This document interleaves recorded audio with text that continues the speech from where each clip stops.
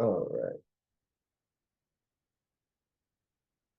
So yeah, today they asked how to really build baseline. So here's our reference track, Dave, that we're working on. That I was told to pull this in. It's pump this.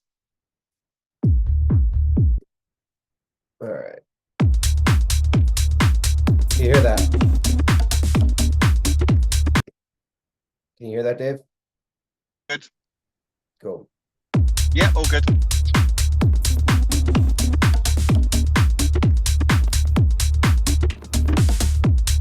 All right. So first thing I do when I look at the baseline is I want to get the kick right first to make sure that I understand, what key we're in. The key is D major. The BPM is 128. And usually what I do is I'll take the beginning of this reference track and I'll usually pull that into the DAW. So here I have the track downloaded. I know exactly what's going on with it. But usually you can hear the bass line in the first 30 bar or first 32 bars on this. So you can hear right here, this is where the bass line comes in. And then usually what I'll do is I'll remove all the highs and the frequencies to hear where that bass line is actually hitting.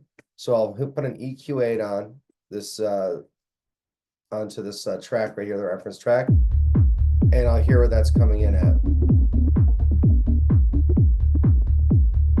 Next thing I want to do is I want to make sure that I get the beat, the melody right, or the foundation right of how that works. So I'll pretty much just, I already made this, but what I did was I just took this in, I did this first. Make sure I get it in tune.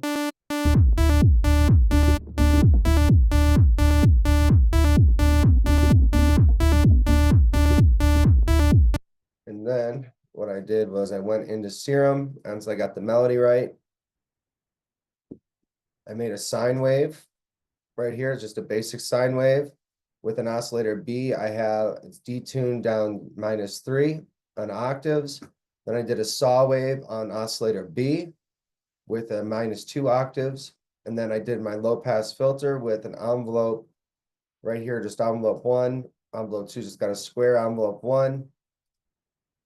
I have the attack just coming off a little bit. The decay right here is just a little bit longer, so it kind of gives that resonance and some sustain and release. So make sure that we're kind of moving that track a little bit. It's not like so plucky, but it's more of a pluckier bass.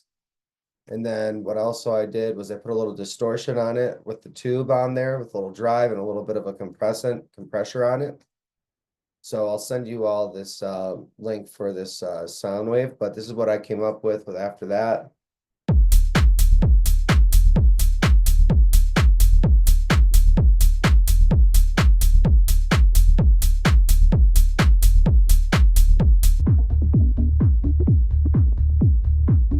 A, B.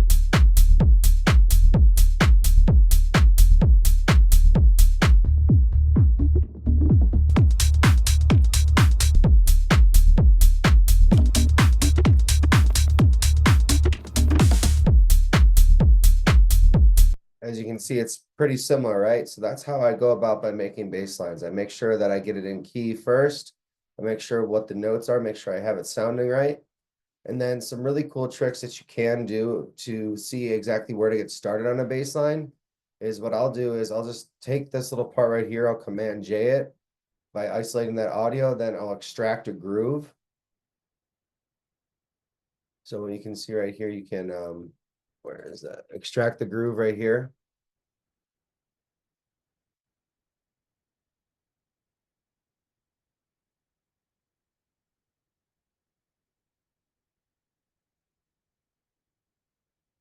I'll pull up into your groove pool.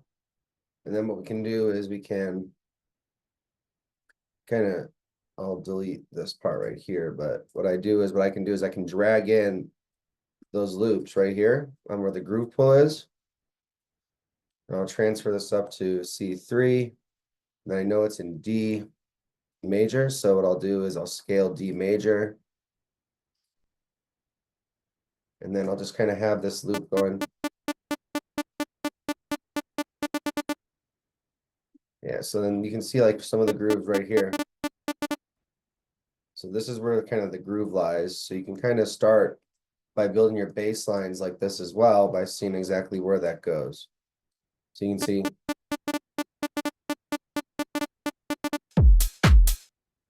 So what we can do is we can even start, I kind of built this out a little bit differently, but what I can do is I'll just take and drag this up into it to help me just get that foundation a little bit better.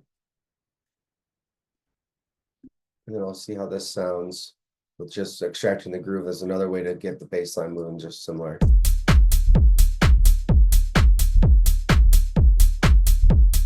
There's that baseline just by extracting a groove. Then there's this baseline that I made. As you can see, it's pretty similar to what they were doing.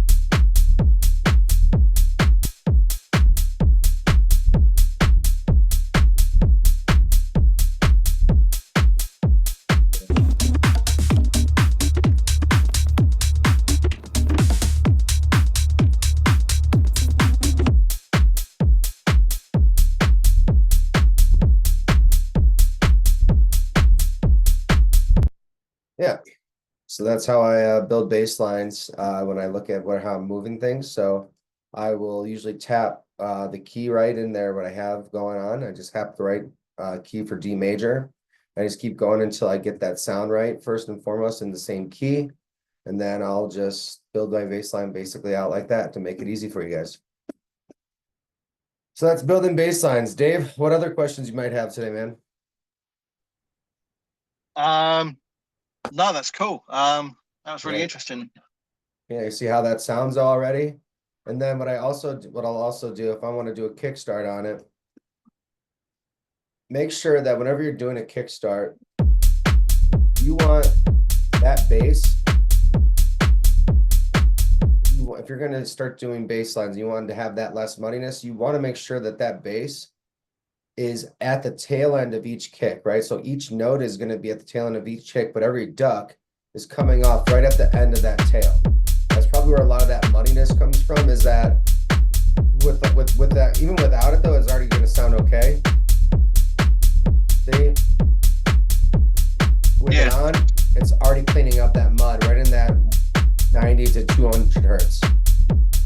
With it off, with it on.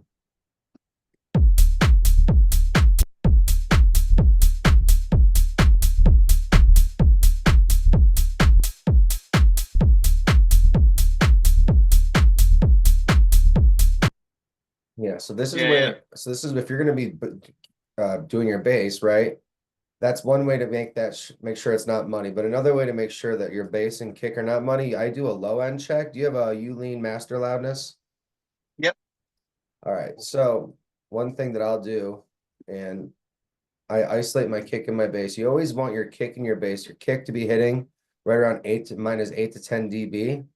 If not, maybe like, but whatever you're doing, you want your bass to be 3 dB lower than that always. Okay. So I'm going to show you, I have this little low end check that I do that I can show you here. But I put my low end trick on my master with my Pro Q. So you can do this for regular EQ as well if you don't have Pro Q. But what I do is I do it around 95 hertz right in that low end area to see exactly where my kick is hitting. And so I have my Elysia master pulled up. So I'll take my limiter off. But you can see my kick's hitting right around, let's see the kick.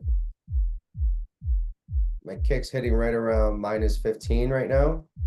Yeah. So I could even turn that up just a little bit more. Probably put it like -8. So it's probably right around -12. And then let's unmute that and let's mute the bass. And then we'll see exactly where that's hitting. Yeah, so the bass is actually right around the same. So we want to lower that bass a little bit by -3.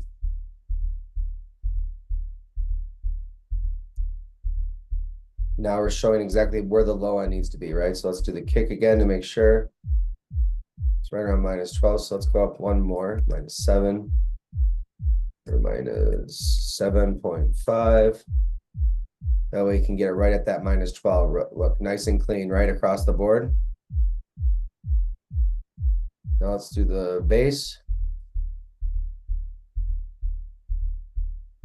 We could lower the bass by even one more. You want that hitting right at -15.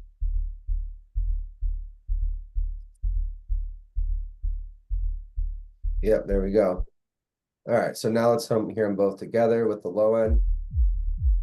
See, it's kind of in that, you got that club sound now? Yeah, yeah.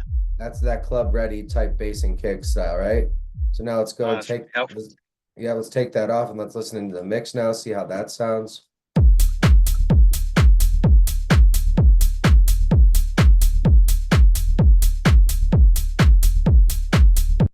Yeah, I think that sounds pretty good. So if I want to get a little more out of the bass as well, and I want to get a little more saturation in the mids, so I'll use a Saturn 2 on this.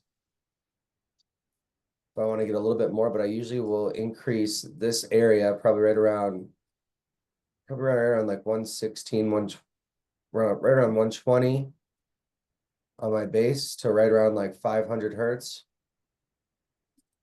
And I'll increase that by like 4 dB just to get a little clearer image on that mid range of that bass to really get that sound to come out to pump.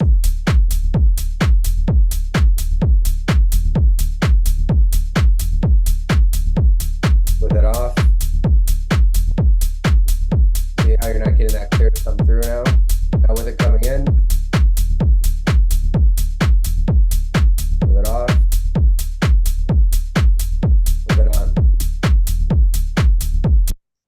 And that's how I get my bass to sound really clean. By just imitation is the best form of flattery. You got how it sounds right here. You can hear the reference.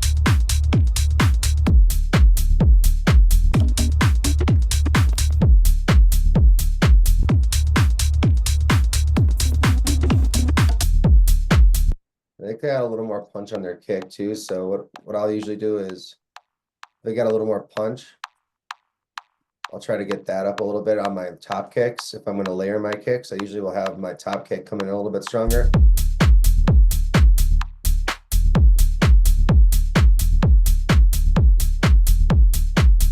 Or I'll even just take a little bit off of my kick right here.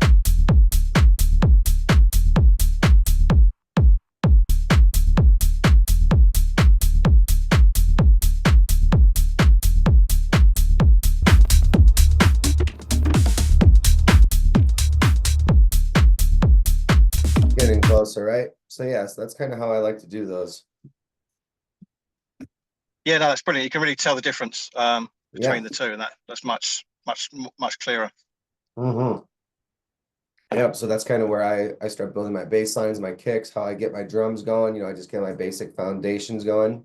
So I usually have this in my template every time I start up. I have my own sample pack that I kind of like created by taking some of my favorite samples. And then what I'll do is I'll just take you can see I have like my hats all in one. My closed hats, I got 6 or 7 of my favorite hats, open fast hats, my favorite open hats, and then I'll just have them already loaded as my template when I go in. That way I get a really clean start of everywhere I'm going. And then I usually write in MIDI because that gives me the opportunity to swap hats out a little bit easier. I can just go in and sample these a little bit more, and I can put that in instead of that.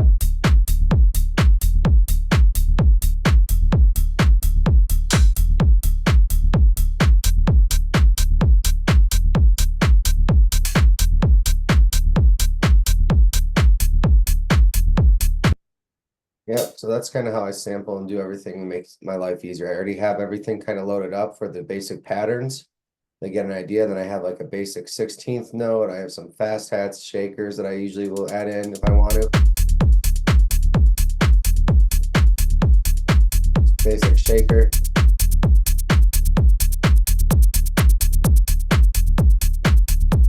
Eighth note.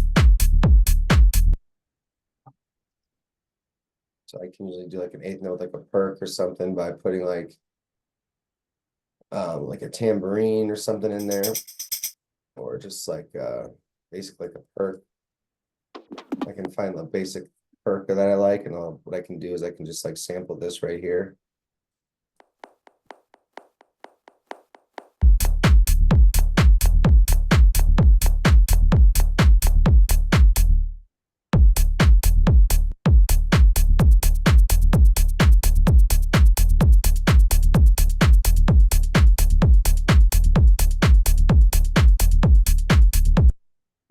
So that's kind of how I get my tracks to sound clean right from the start without having to muddy. I already know I have good samples and my favorite samples, and this takes a little time, Dave. When you're looking for muddiness, you're wondering, why is it muddy? It's usually sound selection right from the beginning. So you really want to go through and not just take any sample, right? So you want to do sample packs like IQ Sounds has really, really good sounds. If you're going to be doing anything of that nature. Yeah, these are some really, really good stuff. 3Q Audio has some really good sounds in there too. Phantom has some really good sounds. So those are some of the sample packs that I would start choosing from a little bit more, be a little more selective on what sounds you're using to clear up that muddiness so that when it does get to your master and sound engineers, they can really get to work and really make your track sound better, right? Yeah, cool. I think I need to. I don't at the moment have a template, so I'm literally starting from scratch each time. I've only done like 2 tracks. Yeah, you should I think not a be starting template. from scratch each time.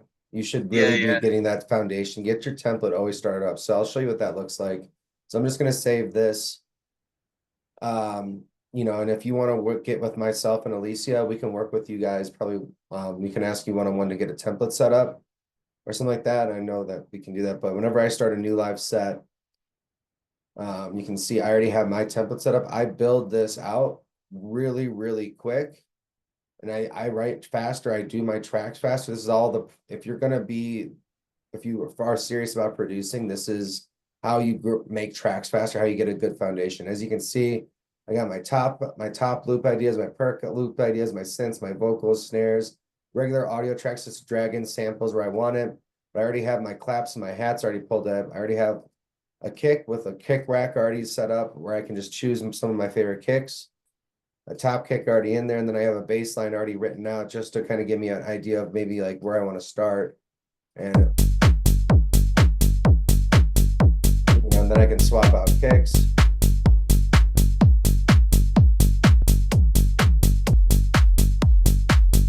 And we can even just start, just mess with the foundation now a little bit, right? So we can just like say, I want to write something in D minor. I'll just scale that out. And then we'll start with a D3. Just like start writing some stuff, right? yeah. So No, then I that's can, and I'll just like come down here. And you can see like I already got a bass line going a little bit. It just makes my life way easier. I can just even go like 1. And then I just kind of mess with that bass line a little bit, just keep having fun with those notes, trying to see exactly where I want to go.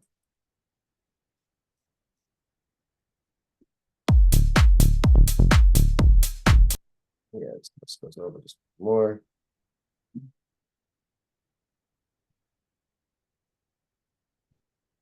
Yeah.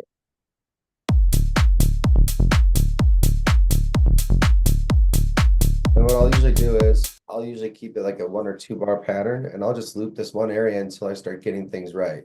So I got my bass line right there now, good foundation. Then what I'll do is I can even start pulling in some melodies or some type of synth to write around that. So I'll do like a synth D minor, like I'll type in I'll look in my packs here.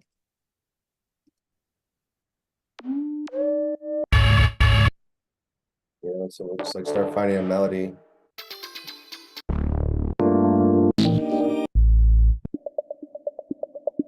We can pull like that in, right? And just see how that sounds like just writing, just simply by just getting it in the right key. It already gives us the level up to start writing around something. Something like that. We can write this. If we're going to use a melody like that, we can just like take these and move them back down and get a basic thing.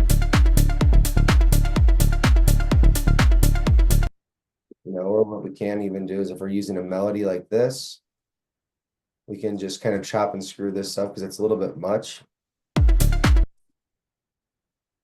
What I'll do is I'll usually take like something off like this, and we'll just chop and screw this melody up a little bit and just do some different like patterns, right? See what we can do to get creative with it. And I'll usually take a couple of these different ones. We can do like something like this. You know, and then we can do something like a 4-note pattern there. And then we can just like echo these out a little bit with some delay. This is how I usually just like start messing around with stuff when I start writing, is just getting all this down. So, Yeah. and then what I'll do is I can even move this part up another octave. So what I'll do is I'll move this up maybe like three notes.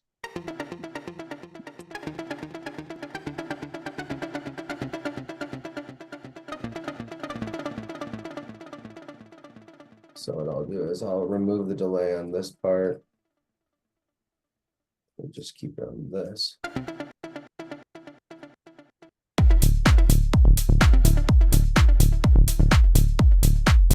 See kind of how now it's like kind of already in the mix now a little bit, like you're just kind of creating space but doing less when what's happening.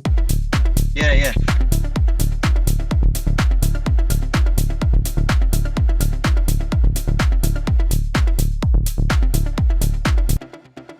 We can even just like delete a couple notes on this. We don't have to have it like all that the whole way. But I mean, it's just kind of showing you how like we can get as creative as we want when that foundation's already there. And that muddiness is already there. Now you can just start having fun with how to get creative with other types of things.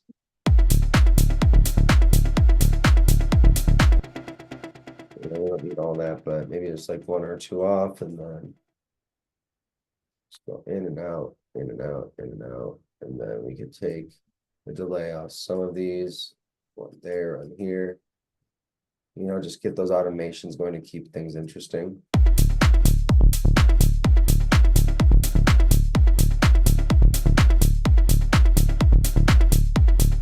Yeah, and then just go right back into that baseline a little bit there. I kind of like it every other note, right? I don't really love it on every single one. So what I'll do is, if I don't love it there, then I'm just gonna go 1, 2, 3, 4. I'll just delete every other one like that.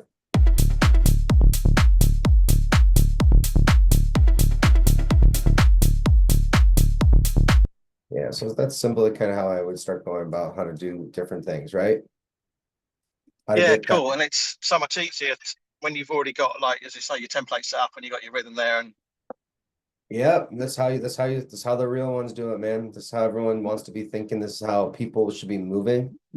If you're not doing this, you're gonna, I mean, if I was you and I just started writing music, this is your life source. This foundation is what the template and foundation is how you move faster.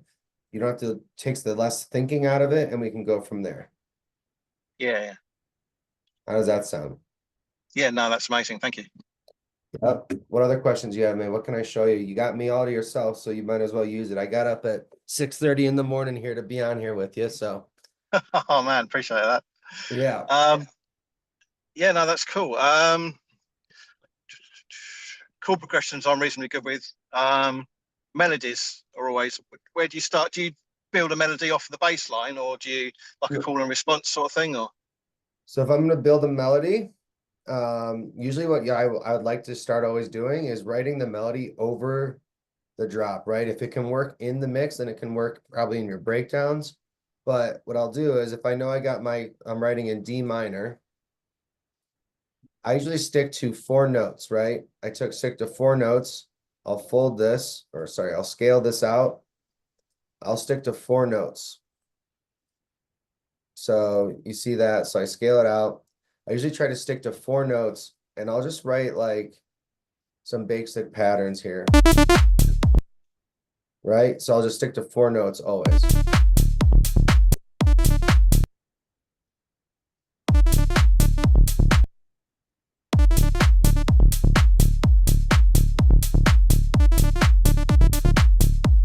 Yeah, so that's how I usually write my patterns. I stick to 4 notes, I write it all in key, and I don't go above. I keep everything within a 4-note meter. So I get everything interesting by keeping it within 4 notes. All you need is 4 notes to really make a really, really nice melody. So I usually pick like 4 lines, like, so I'll do this, this, and this.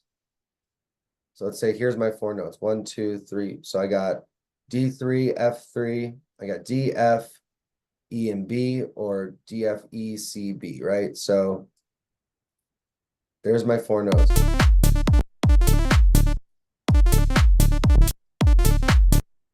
And then I'll just move these around. So yeah, so what I'll do, and we'll just have like 2 notes of response to that. And I'll use that as. And so that's kind of how I do it, right? Just really simple Yeah, melody. cool. That's how you want to get your melodies really. Then we can start moving in sounds a little bit, right? So see, we got Serum 2 patched up right here. So yeah, we can just go into like presets. Let's say we want to do like a chord.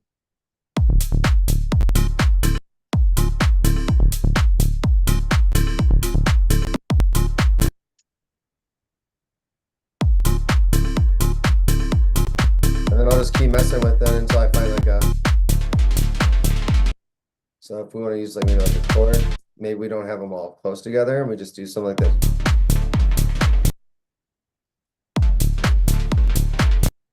Right?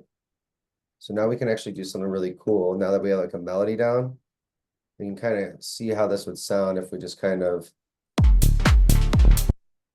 Now we see how it's spaced out a little bit. So I kind of like how this sounds like that. And we'll just like kind of do one every other to get that melody in. So instead of, and then we'll get some of these patterns off, but like, let's look at the effects in this thing. Let's get that delay off there.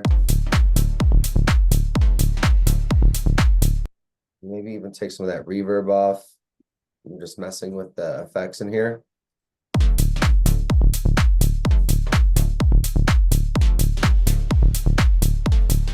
So we'll take a little bit of that decay off.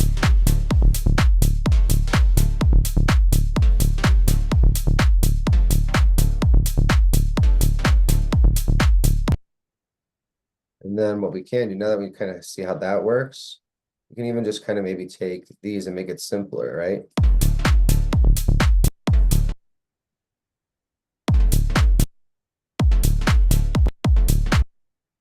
We'll just start messing with notes now that we got a cool sound in there. We can have this one saved to the right, and then we're just going to keep trying to manipulate the sounds a little bit.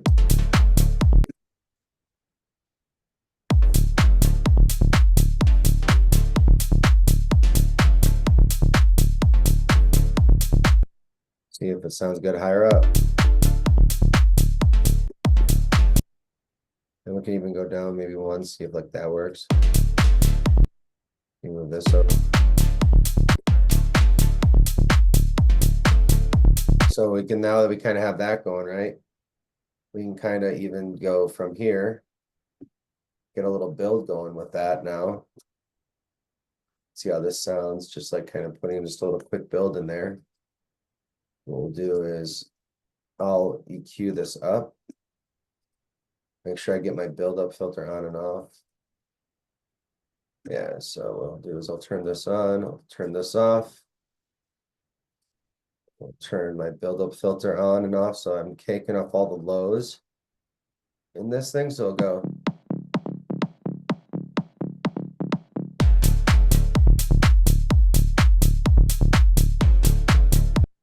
See how kind of we're already even getting this like, or figuring out how to get this sounding cool, like if it goes into it. Yeah, yeah.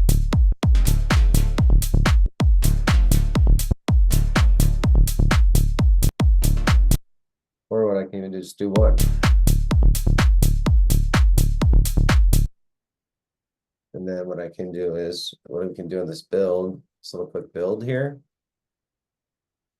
What I can do is just put that in there like this. And we can just do 1, 2, 3. Do some weird notes and just. Yeah, so we'll take like just these 2 patterns and just see what we can do with them.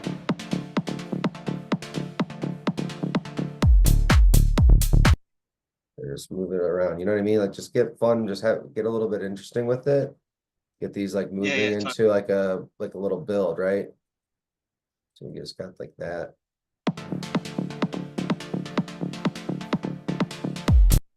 Let's just quantize these to make sure that they're on key. I think we'll just. It's like right here. Yeah, so like that.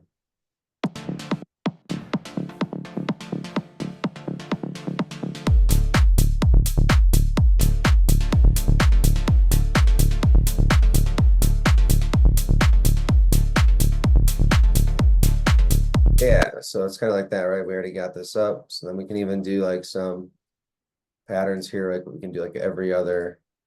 We can just go up to like F3.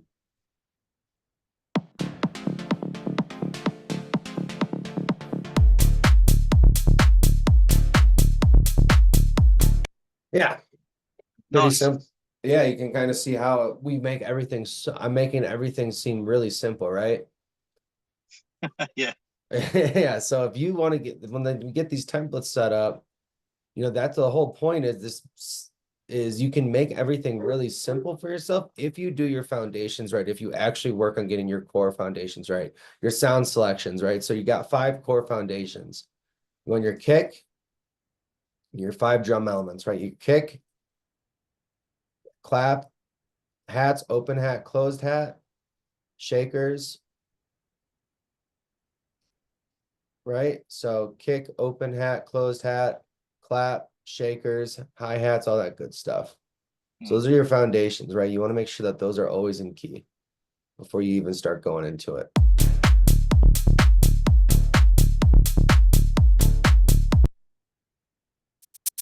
Yeah.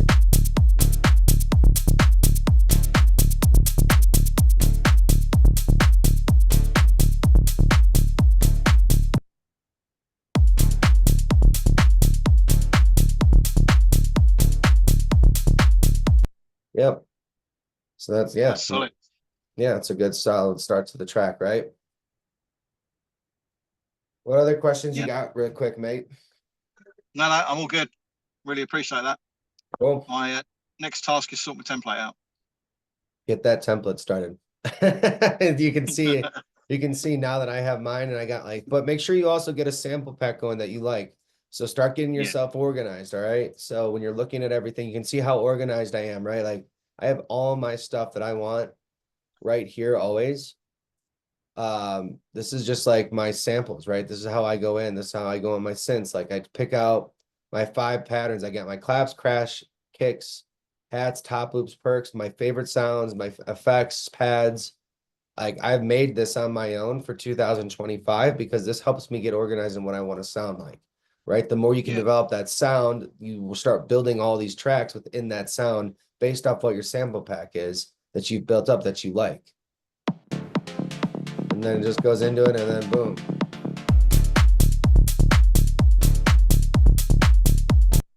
Yep. So that's pretty simple. Bopping away. Yeah, that's a good track, man. I know, yeah.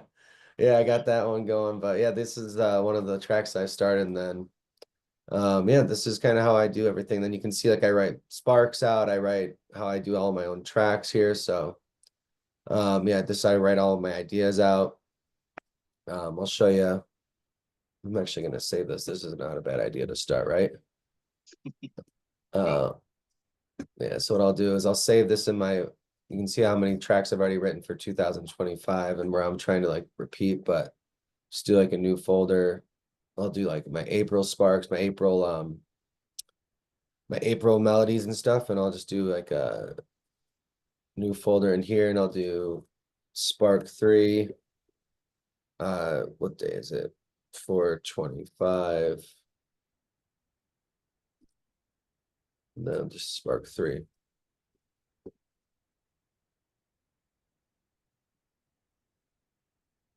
Cool.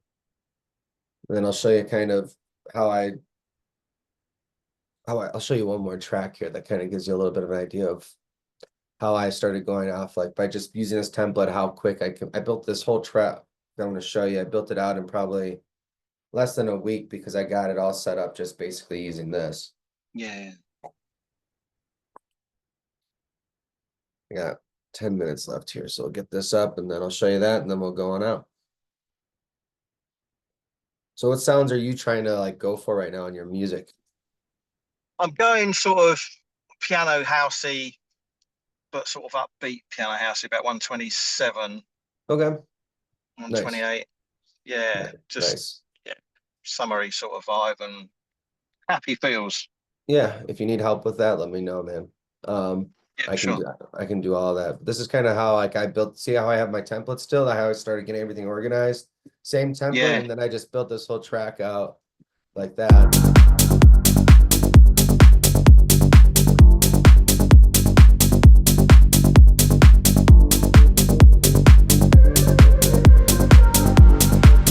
Mind you, there's no mastered on this or anything yet. This is just how it sounds without any real yeah, mixing, right?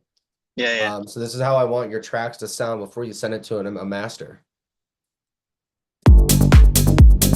You've been saying I'm out of the cold, but something's just not sitting right. Too long, we're lost with nowhere to go. You've been saying I'm out of the cold, but something's just not sitting right. Too long, we're lost with nowhere to go. 'Cause I need saving.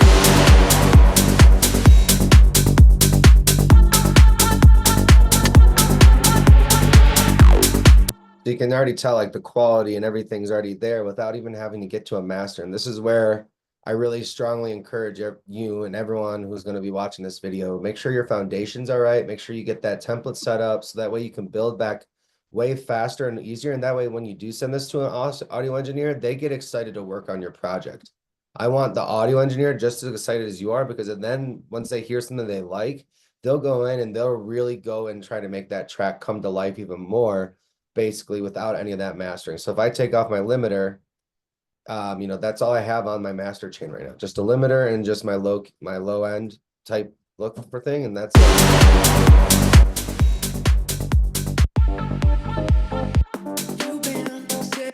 See that? So yeah, that's the Yeah, lesson yeah. for today, mate. This is why people should join in. You get to learn all the tricks of the trade and get things moving a little bit for yourself. Yeah, no, 100%. I really appreciate your time, Logan. Yeah, man. All right, Dave. Well, I appreciate you, brother. Let's have a good rest of the day, okay? And you, take care. Take care, buddy. Bye. Bye bye.